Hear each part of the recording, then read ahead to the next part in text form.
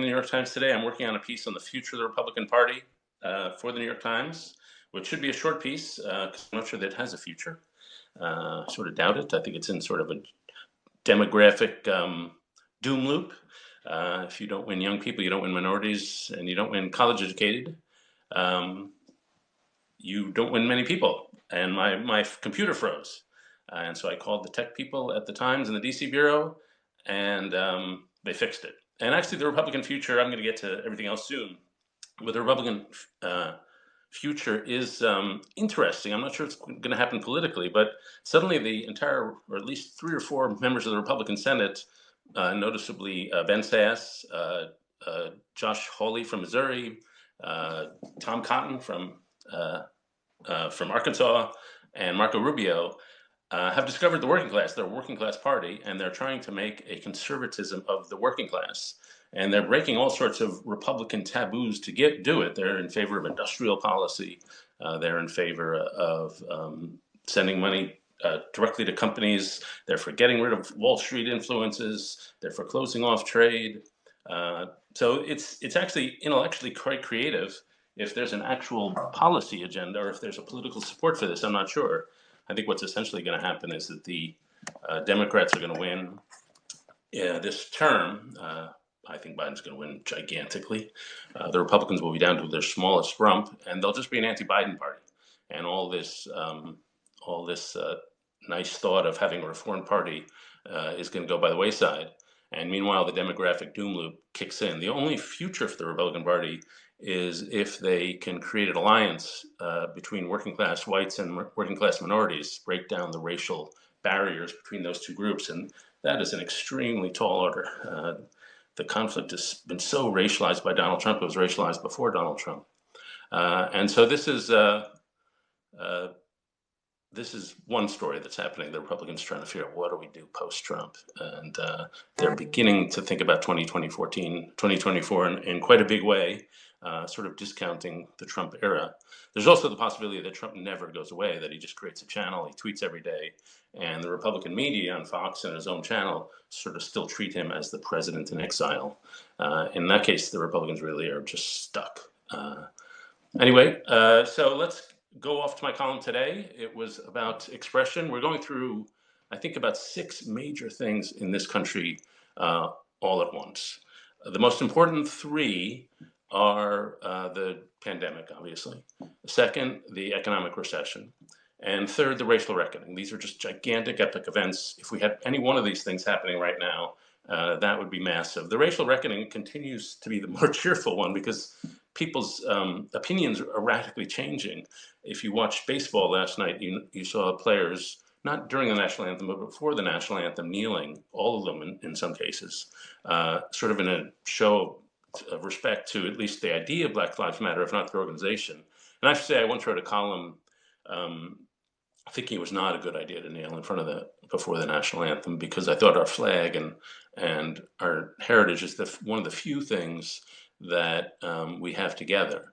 I have to say I've softened a little on that. And I think a lot of my friends who had that position, that maybe the kneeling, I would prefer to kneel before the national anthem, but some public display of solidarity on racial matters is not the worst thing in the world. So I don't know if I would write the same Colin Kaepernick column I wrote maybe 2 or 3 years ago, whenever this whole deal started. So those are the 3 big items. There are other items that are also quite significant. One is a political realignment. I think the Democratic Party is becoming once again the sun party, and the Republican Party is about to become the moon party, which is the way politics used to be. The third in this second tier is the rise of a very confident social change movement, the social justice movement, or what we call wokeism. And third is a generational transformation. I think the boomer generation is giving way to the millennial and the Z generations.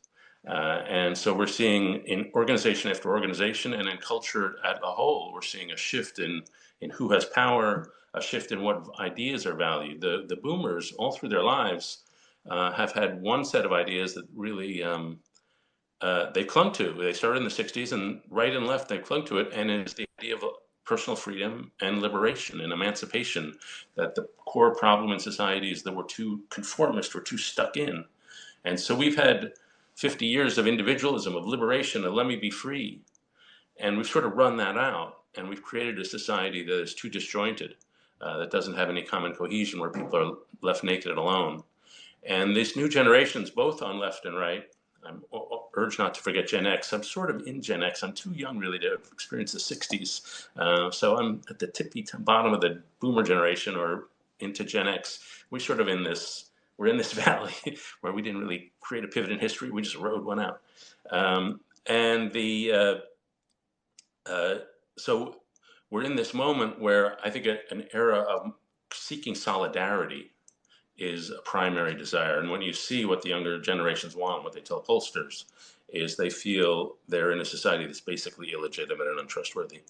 And they want to create systems, they want to dismantle systems that are untrustworthy and create systems that are trustworthy. So far, naturally, they're doing a lot better at dismantling systems than they are at constructing, but that construction is the process of a generation. And so that's another pivot. And then we're having another thing, which is the subject of my column, over what's sayable. And if you go back to a lot of the writing just 5 years ago, 10 years ago, it was a lot more relaxed. People weren't as edged and tense. There wasn't Trump has introduced this war mentality into all our conversations, even if we're not talking about Donald Trump. And so he's created this sense of war. And he's also created a sense of illegitimacy, that the people who voted for him are illegitimate. And for the people who voted for him, the people who didn't vote for him are illegitimate. There was a Cato Institute study, and the headline of the study was that now 62% of Americans feel they're unable or they're afraid to share their true opinions on political matters. And so that suggests to me that this stuff about cancel culture and all that, it's not just an elite thing happening to a few journalists. It's a mass phenomenon that a lot of Americans now feel they're afraid to express their political views.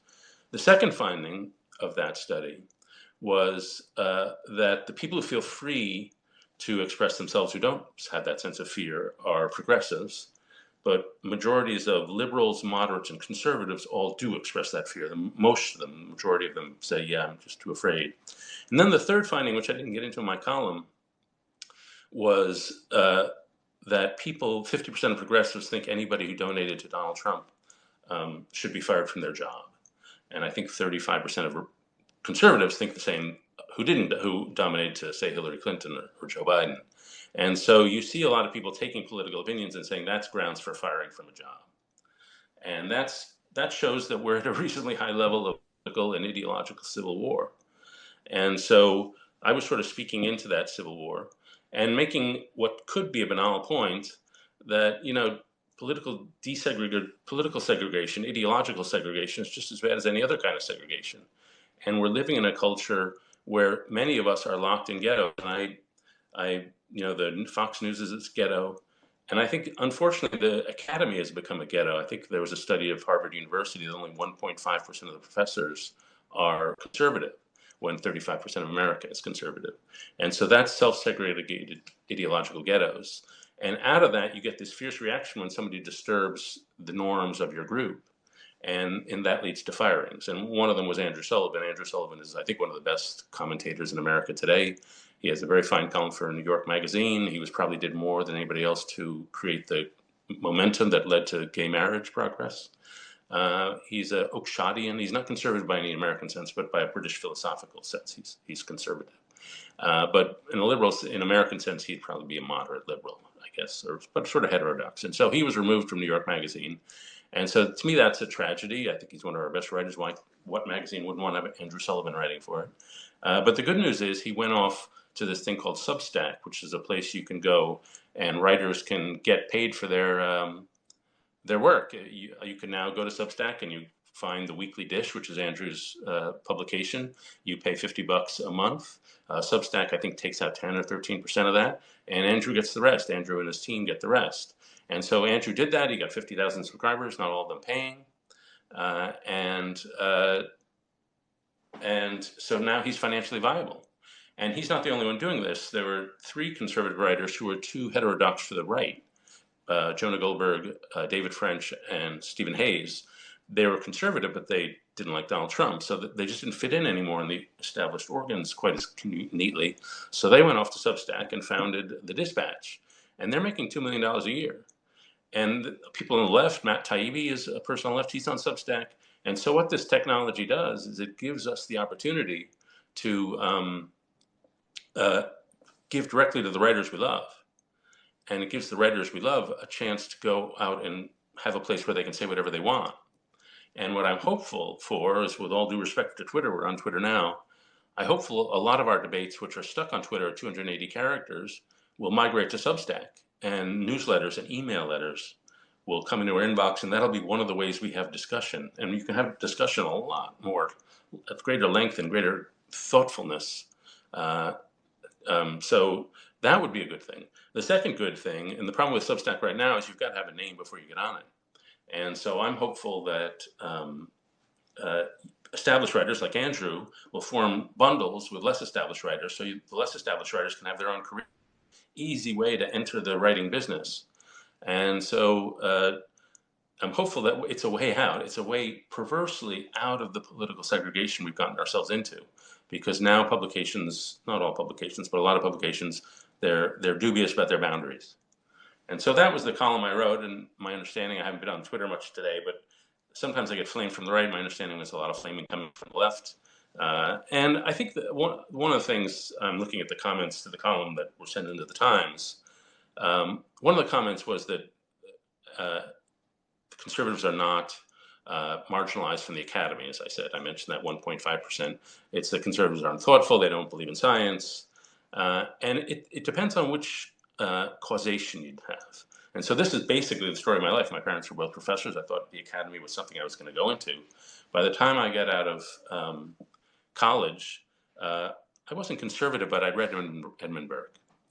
And I felt I was not a lefty anymore. And I thought, if I can go into the academy, I'll be the only one. Like at every college I was familiar with, there was a big bunch of faculty members, but there was one conservative. And I didn't want to be the only one, because I thought it would make me bitter and be an outsider. And so, like, what I ended up, through great circumstance, for 13 years off and on teaching at Yale. And I've been to a lot of schools. And there's always one conservative. When I was there in the beginning, they were arguing about the Iraq War. And they'd have a panel of academics against the war, and then one conservative, Donald Kagan, for. And then the next night, they'd have another panel, and one conservative, Donald Kagan, for. And so I didn't want to be that guy. And so I didn't go into the academy just because I didn't think I'd politically fit in, and I thought my career chances would be diminished.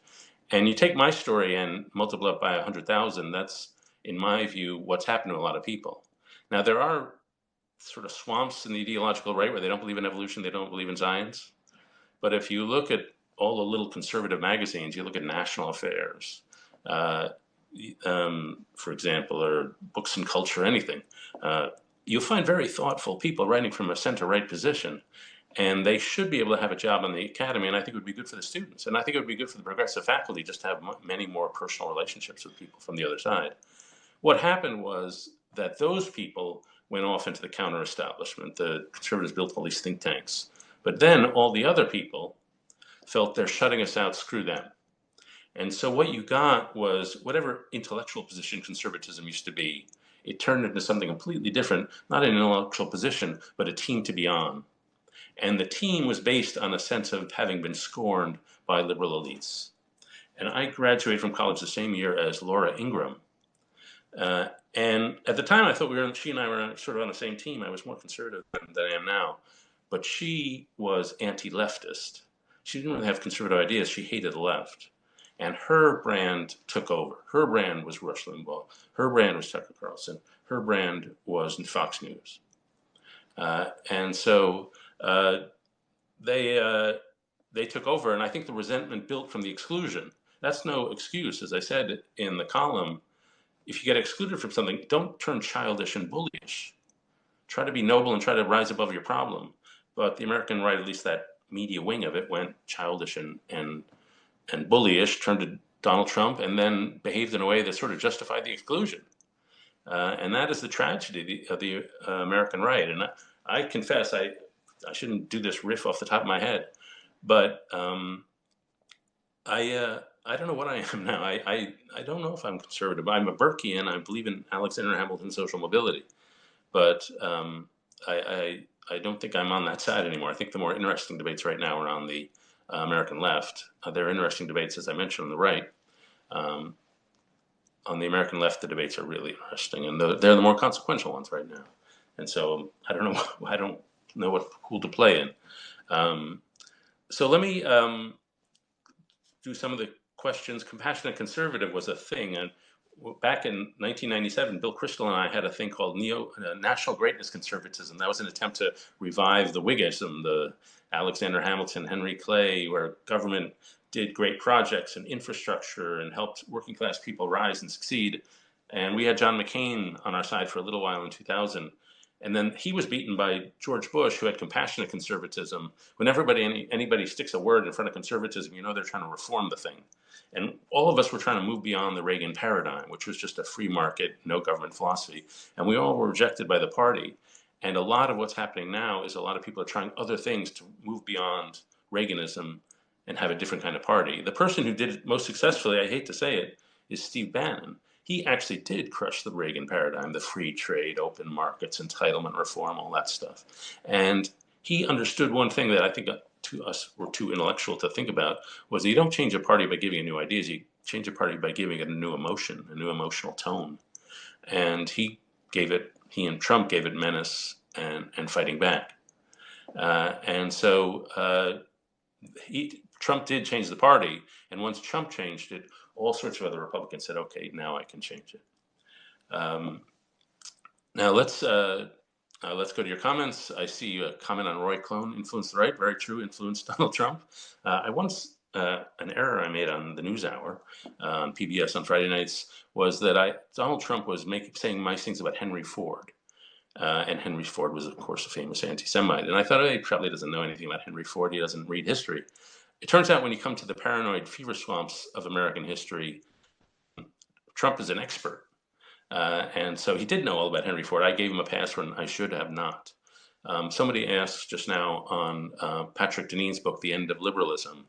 And I think, this is an underlying debate that we're having on left and right. A lot of this free speech debate is really, what do you think of liberalism? And a lot of people on the left, liberalism is just the language the ruling class used to preserve their authority. And they are against liberalism because it's just a mask for privilege. And a lot of people on the right are against liberalism, like Patrick Deneen, because they think it leads to atomism. It leads to isolation. It doesn't have the full human being. And liberalism inevitably leads to the kind of crises we're in the middle of. I'm a somewhat defender of liberalism because I do think it's the only thing that practically works. If you give me the alternatives, I think they're all worse. But I have some sympathy for Deneen. I do think, by the critique, that it's overly individualistic. It sees the self as an autonomous, buffered self. And it made a lot of us lonely. It's weakened the fabric of society. It's based on the idea that we're rational creatures. We're not rational creatures. We're emotional creatures. We're driven by our emotions. And so I have some sympathy for the idea that liberalism needs a counter system. If you're going to have an individualistic democracy, and if you're going to have a capitalist system, all based on the idea that we're utility maximizing individuals, you've got to have some system that reminds us that we're spiritual creatures, we're emotional creatures, we're relational creatures, and we're moral creatures. We need to be held in a moral ecology. And we've lost that. We used to have mainline Protestantism that did that. Evangelicalism rose up on the Christian right, but it didn't provide us with a public theology. And so now we've got nothing. Now we're denuded of a public philosophy. And I think what social justice is an attempt to create a public philosophy that will bind us as people. And I think my problem with that is it's too much based on the idea that life is all about group by group power dynamics. The question is, do you feel somewhat complicit in Trump? That's an interesting question. I have been against Trump from the beginning. I've been trying to reform the Republican Party to the extent that I used to be in it since 1997. I guess the one thing, and this is an open question in my mind, being totally honest, is for all of those of us who used to support conservatives, and I don't really support them anymore, how much were we naive about how much of it was race under the hood? And I used to think it wasn't much race under the hood. Mostly because I was in a lot of conservative circles where only conservatives were in the rooms, and this was a constant feature of my life for 20 years or so. And I never heard a racial comment. I never heard a bigoted comment. In fact, I heard more sort of sub-bigoted comments from my progressive friends than I did from my conservative friends. So I discounted it, but it could have been I was in a very particular circle of the American right, and so there could have been more race. But I don't think I was uh, too complicit. I tried as hard as I could, and so did all my friends, to fight against Trump and do this to this day. One of the questions on right, I could have been on the intellectual side of the right, not the mass Donald Trump side of the right. One senator, a Republican senator, had an interesting comment to me the other day or a couple months ago, which was he started going to his rallies about the time of Trump, and he didn't recognize any of the people. What Trump had done was brought in a lot of new people, a lot of people who were disassociated from politics, um, and uh, and that and that might be the case, that the Republicans I knew, they've all become independents or Democrats, and Trump brought in a whole new wave of more working class people. Um, let's talk about Joe Biden for a second. As I say, I think he's going very far.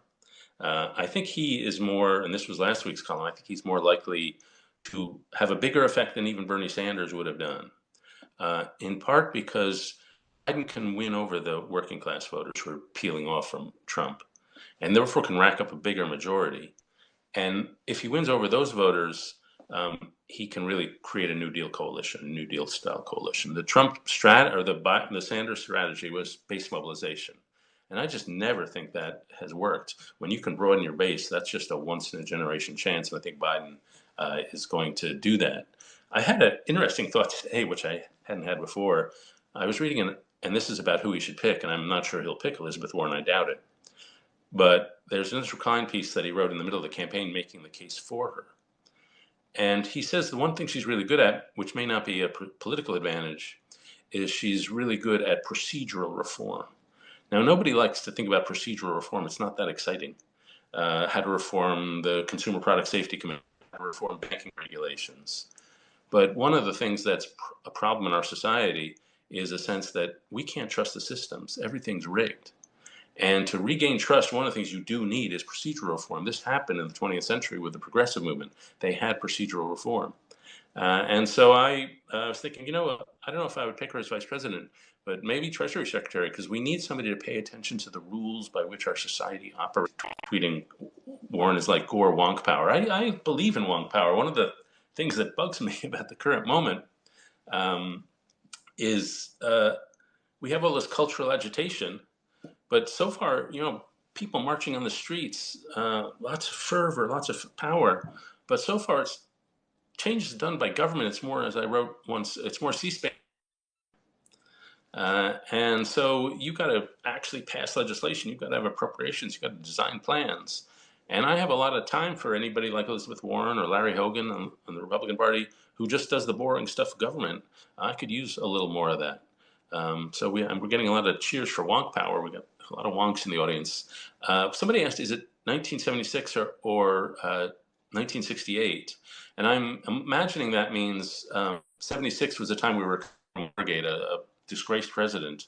I don't think that's big enough for this moment. I think it's 1968. Because in 1968, you had a cultural revolution, you had a loss of legitimacy, you had people marching in the streets, you had a younger generation coming in. We've got all that. You've got new modes of technology. We've got all that. And so this is just one of those big moments, a big moment in American history. And so it's been so hard at this moment because it's so hard to know how to make sense of it, what is going on. And it's hard to keep your eye focused on the ball. And I confess I hesitate to write about free speech and all that because I don't quite think that's the core ball here. As I said, the pandemic, racial reckoning, and economics are bigger. But if your public debate is disgraced, then that is an underlying problem forever.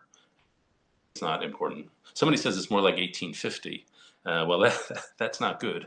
If it's more like 1850, I mean, people do talk about a civil war. I think that's impossible, but rhetorically, we're practically almost there. I can tell you, as someone who's sort of stuck in the middle here, getting volleys like today, the volleys were from the left. Um, when you get the volleys from the right, they're just as vitriolic. And as somebody stuck in the middle, you think I don't know what I am. I'm one of the states. And it feels like a civil war. Um, I do have some hope. I do think, cultures adjust and cultures shift in times like this. In 1968, shifted a culture. We had a boring, racist, anti-Semitic, sexist culture before 1968. For all the trauma, by 1975, 78, in my view, we were way less sexist, way less anti-Semitic, way less racist. So progress was made. It's just the periods of transition were bumpy, uh, and so you got to live through the bumpiness. In 1969, there were in one 18-month period, there were like 5,000 bombings in this country, and so we're not at that level yet, but we have a lot. Um, Liquefying myself. A lot of protesters have forced changes in local government. That's somewhat true. We have seen changes in local government. I just worry about political movements that have no leaders, that have no hierarchy, that have no structure. You think of the civil rights movement. They had all these organizations, CORE, the CLC, the NAACP. They had organizations to channel all the energy and to keep the momentum building.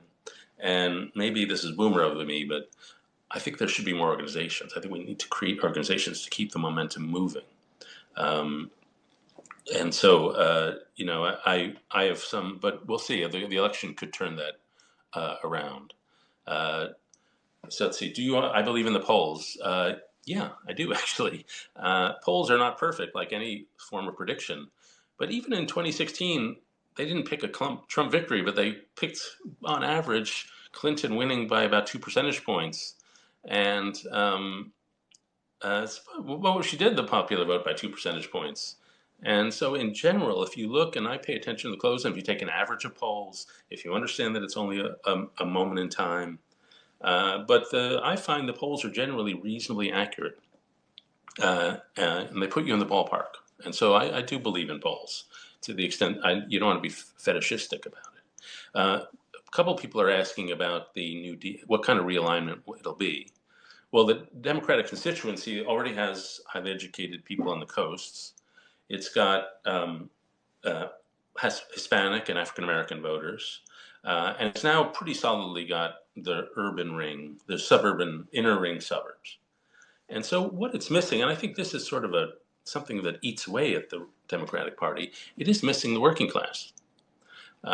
It's missing the people that it's supposed to speak to most. I mean, we all grew up, watching New Deal documentaries and watching The Ghost of Tom Joad and reading Steinbeck novels and listening to Springsteen songs about Steinbeck novels. And the working class was supposed to be that was the core of the party, the spiritual core of the party. And it walked away from them. And can it win them back? I think very much so. I think this is a unique opportunity. Hillary Clinton was almost perfectly designed not to win them back. She represented all of the cultural tropes, Yale, that they don't like. The sense that somebody else is out to be their nanny. Joe Biden isn't like that. He really comes from the working class. I mean, I've interviewed him so much over the last years. I just had a chance to be a part of a group interview a week or two ago. And he's really rooted in Scranton and Wilmington. He's a very local guy. And he has the affect and the sincerity, which is he doesn't play status games. He doesn't think he's better than anybody. And everybody senses that about him. There's an ethos that he had in his family that a lot of people had in their family. I'm no better than anybody, but nobody's better than me. And that really is his ethos. And he has the inability to look down on people, which is very impressive and very refreshing in a world of one-upsmanship and I'm smarter than you. And I think those manners aligned with his policies have really a chance. And so if you start winning working class voters in Ohio while you're already winning the coasts, or in Iowa, then you're really getting somewhere. And that's not just anti-Trumpism. There's an interesting distinction to be made between the working class in the South and the working class in the Midwest. The working class in the South has more cultural baggage. And I'm not sure they're ever going to be part of a Democratic coalition. But in the Midwest, they very well could be. And then you take the further west in the farm states, they've got a different mentality still. They don't quite have the working class industrial mentality. They've got an ag mentality, which is about craftsmanship, about, working the farm and working their own little business. It's a more small c conservative, like small town, faith, community, crafts. And that's also a gettable group, unless the Republicans find a way. And so I just think it's a tremendous opportunity. My thoughts on the Lincoln Project. It's funny how they make ads to one person, and they make the most psychologically astute ads. Sometimes they're cruel. They're picking on every single one of Trump's emotional scars and wounds and problems, and they just pick at it. And he's weirdly obsessed by it.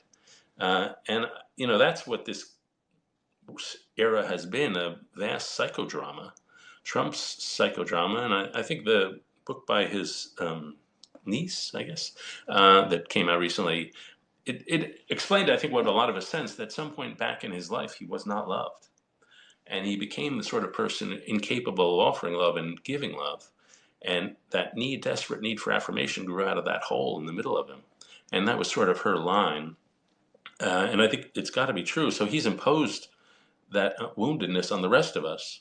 And you think of what we've been through. We've been through a couple of years of that, exhausting. Then you go through a pandemic. Then you go through this really depressing racial revelation of the killing of George Floyd. And we're just, the thing always to remember to where we are right now, we're all in a period of emotional trauma. If you look at the census data figures, a third of Americans now qualify as clinically depressed or anxious. Gallup, the decline of well-being has dropped further now among Americans than at any time in our history or since they started measuring. And so on top of everything else we're discussing, there's this sense of just, it's all undergirded by the emotional fragility that we're in the middle of. And I think that's why you get all the fervent reactions in all sorts of ways, and why emotions boil over. And young parents, are in terrible place because they have no school, and you just see people grinding down. One question up here: should the GOP take advantage of BLM not doing enough outreach to Latinos to win over Latinos? I don't know if they should do it in the context of BLM, but the GOP has no future unless they win over Latinos and hopefully someday African Americans. So absolutely. What's interesting to me is there was an assumption by the establishment of the party that they should do it with immigration reform. They should have open immigration reform. Trump has closed that. He's for the wall. And he weirdly is doing better among Latinos than George W. Bush is, which is mystifying to me. That's a question I do not know the answer to. But so there's a significant chunk of Hispanic voters who like Donald Trump. And I'd love to explore why that is, what that's all about. Did the collapse of the Soviet Union hurt empathy toward the working class? I covered the Soviet Union in its final years, and the first thing to say is there was not empathy there. There was intense social distrust, intense loss of faith in the system, intense cynicism. You live in a failed state for 70 years where everybody's spying on each other. You're going to have a lot of cynicism. I did read a study just today on how you feel about the people at the bottom of your society really matters to the whole flavor of society. And so in Scandinavia, they think of who are core Americans, or the Americans beneath me, or in the economic ladder, and they think, well, most people are middle class, so I think of them, my core fellow citizens, as hardworking. According to some research in America, because we have so many people struggling, a lot of people in the middle class look at them and think, oh, they're not working hard enough. And so that creates this loss of faith in the whole country because they feel their fellow compatriots are not working hard enough. That is, of course, an absurd view. I'm part of this project called Weave, the Social Fabric Project, and we spend our time, used to before COVID, in the poorer parts of America, and we celebrate those who are lifting up and supporting those who are struggling. We're just born into neighborhoods of concentrated poverty, and one thing you learn right away is the work ethic at that level of society is sometimes higher and has to be higher than at other levels of society. And the idea that people are workers, they're not working hard, I can tell you it's not verified by my own experience. So let's see. What if Trump doesn't stand down? I think he will. I think so, because I think he'll have no support. I think his staff only fears him; they don't love him, and therefore he he'll just be isolated. Congress, I can tell you, they're desperate to get rid of the guy. Uh, will he go away? That's harder to see. He loves the attention. But I don't think, I think it's very likely we'll have an extremely messy election.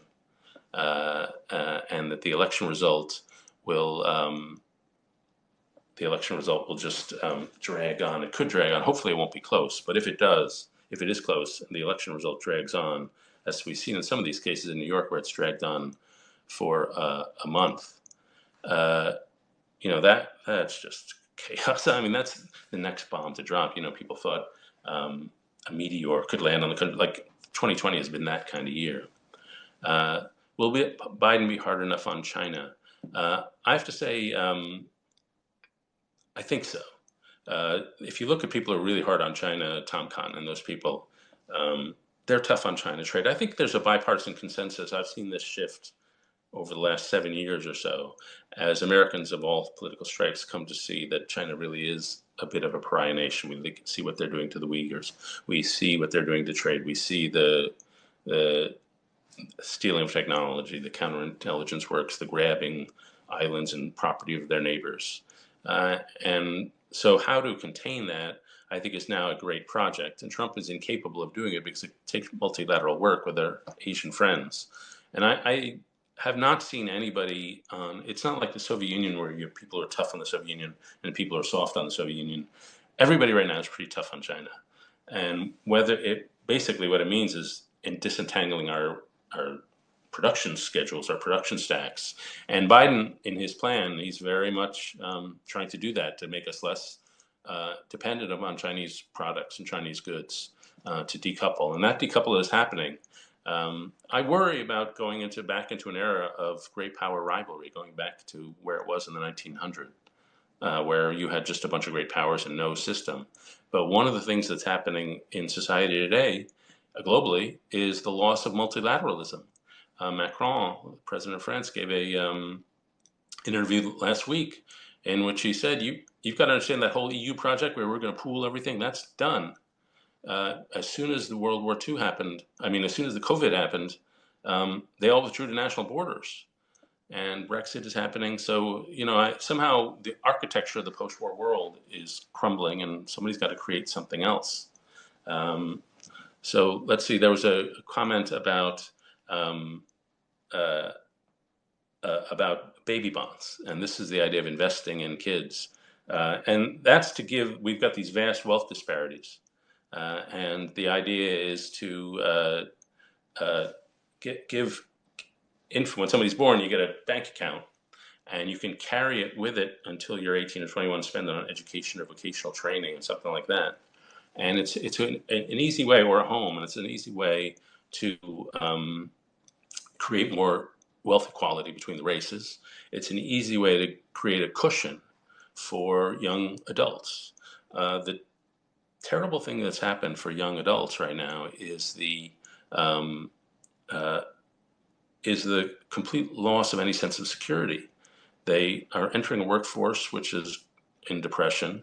They've grown up at a time where all their institutions have failed them. Even if they get to college and make more money, they have to go to cities where the rent is high and education loans are still there. And so being a 22-year-old is just phenomenally hard right now.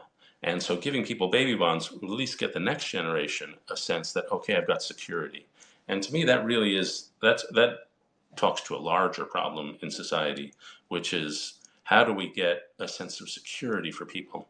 I'm not in favor of like cradle to grave welfare states. I'm not in favor of universal basic income because I believe in the dignity of work. But one of the great ideas of attachment theory about raising kids is that all of life is a series of daring explorations from a secure base. We have to give people a sense of a secure base so then they can go off and start businesses. And that secure base is lacking as long as young adults can't get jobs, can't afford the rent, can't pay off their loans. And so giving a sense of security seems to me the right thing to do, hard to do when the country is run by 78-year-olds and older people vote a lot more. And so we've got a generational redistribution of wealth upward, not downward, which has been a problem for a long time, but magnified recently. Let me take one more question. Uh, let's see. Uh, how did socialism become a dirty word and totally misunderstood? This is something I wrote a book called The Social Animal a few years ago. And I wrote in that book that I was so upset the word socialism had been taken, because I thought the people who call themselves socialists are statists and believe in a big state, whereas I believe the social relationship of society should be the primary job of society, to maintain family relationships, to maintain neighborhood relationships, local relationships, all the way up. And government can do a lot to nurture a community, mostly by giving people who are building community the money they need to do it. Uh, and uh, and so I regret that socialism was taken over as statism. And I think the big difference, I'll end on this, the difference between Biden and his left is that I think Biden wants to use capitalism to make life more equal. If you look at the way what he's proposing, it's hundreds of billions of dollars in government spending to get more people employed in manufacturing. It's hundreds of billions of dollars in research and development. It's hundreds of billions of dollars in clean energy technology.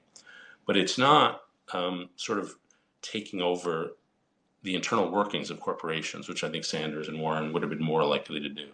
To me, that's the right balance. And maybe that makes me a moderate Democrat. I've been wondering this whole hour whether what I am. I don't know.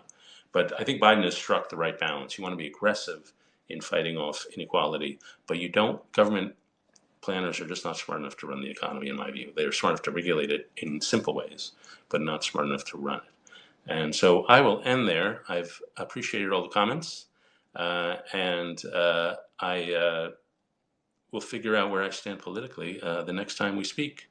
So thank you very much. Thanks for your attention.